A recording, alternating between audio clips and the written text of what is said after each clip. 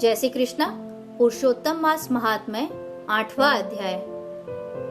सूत जी कहने लगे कि हे तपोधनो, भगवान विष्णु और श्री कृष्ण जी के वचन सुनकर नारद अत्यंत प्रसन्न हुए, परंतु प्रश्न करने लगे। नारद जी कहने लगे, हे प्रभो, रुक्मणीनाथ जब वैकुंठ को चले गए, फिर अधिक मास को अपने धाम में बसाया। वहां वैकुंठ में बसकर अधिक मास अत्यंत आनंद करने लगा और भगवान के साथ क्रीड़ा करने लगा। श्री कृष्ण ने मन से प्रसन्न होकर मल मास को 12 मासों में सबसे श्रेष्ठ कर दिया और सबका प्रिय बना दिया। इस प्रकार भक्तवत्सल भगवान युधिष्ठिर और द्रौपदी को कृपा से देखते हुए अर्जुन से बोले, हे राजसिंह, दुख में डूबे होने के कारण तुमने तपोवन में आए पुरुषोत्तम का आदर नहीं किया और वृंदावन चंद्र का प्रिय मास आपके वन में रहने से अनजाने में चला गया। भय से दुखित मन वाले भीष्म द्रोण भी नहीं जान पाए और भय के द्वेष से तुमने नहीं जाना। वेद व्यास जी से प्राप्त विद्या आराधना में लगे रहे। भयंकर युद्धशाली अर्जुन इंद्रप्रस्थ गए, पर उसको दुख से दुखित भाग्यवश आप लोगों ने नहीं जाना। अतः अब क्या करना चाहिए? मनुष्य को प्रारब्ध भोग अवश्य भोगना पड़ता है। मनुष्य प्रारब्ध से ही सुख, दुख, भय और आनंद को प्राप्त होता है। अतः सदा भाग्य पर ही भरोसा रखो। हे महाराज, अब आपके दुख का दूसरा कारण कहता हूँ। इतिहास पूर्वक इस कथा को अच्छी तरह श्रवण करो। श्री कृष्ण जी कहने लगे, यह द्रौपदी पूर्व जन्म में महाभाग्यशाली ब्राह्मण की पुत्री थी। कुछ काल व्यतीत होने पर 10 वर्ष की हो गई। अपने पिता की यह एक ही पुत्री थी और बड़ी चतुर, गुणवती और सुंदरी होने के कारण यह पिता को अत्यंत प्रिय थी।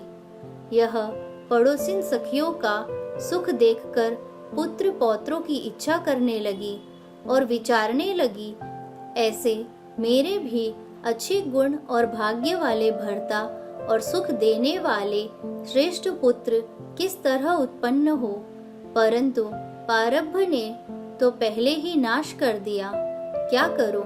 क्या किसी मुनि के पास जाऊं या किसी तीर्थ में जाकर वहां पर रहूं? मेरा भाग्य कैसे सो गया कि कोई भर्ता मेरी इच्छा नहीं करता है। बड़े आश्चर्य की बात है कि मेरे भाग्य से मेरा पंडित पिता भी मूढ़ हो गया है। विवाह काम प्राप्त होने पर भी मेरे जैसे मेरी जोड़ी के वर को मुझको नहीं सौंपता। मालिक के दुख की पीड़ा तथा कुमारी में स्वामी का सुख जैसे मेरी सखियां जानती है, मैं नहीं जानती। ऐसे आकुल तथा व्याकुल वाले मनोरथ की चिंता से मेरी भाग्यवती माता पहले ही कैसे मर गई। शोक और मोह की तरंगों से पीड़ित कन्या का पिता यह मेधावी ऋषिराज भी पृथ्वी में विचरने लगा, पर कन्यादान के निमित्त जोड़ी का वर ढूंढने पर नहीं मिलने से अपने मनोरथ में निराश हो गया।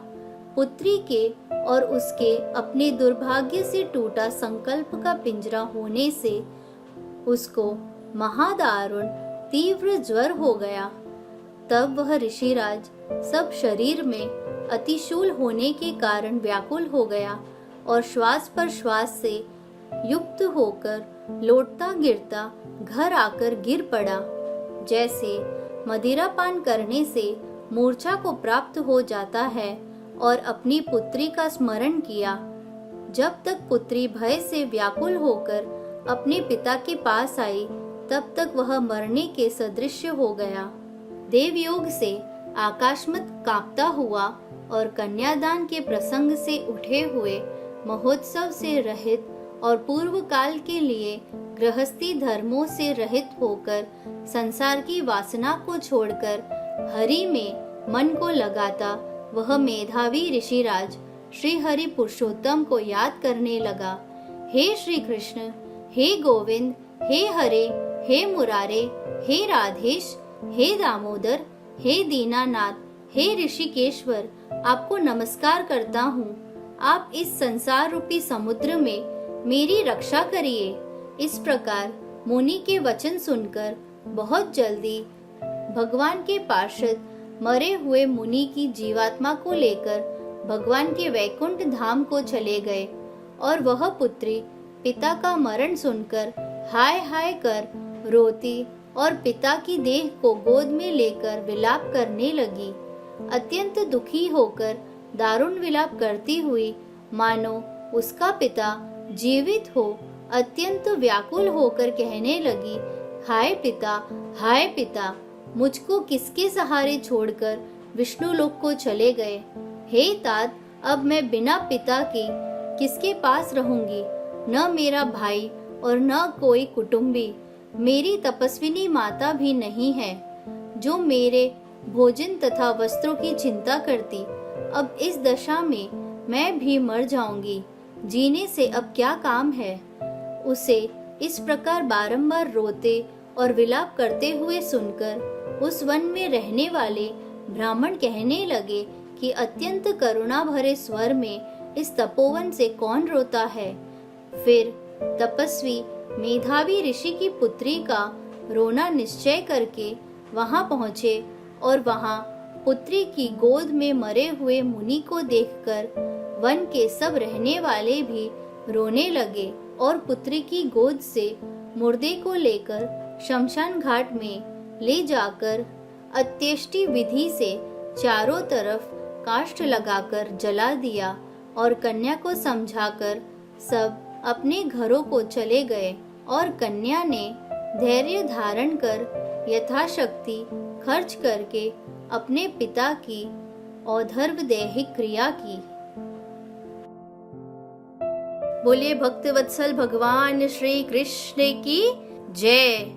बोलिए भगवान श्री हरि नारायण की जय। बोलिए पुरुषोत्तम मास की जय।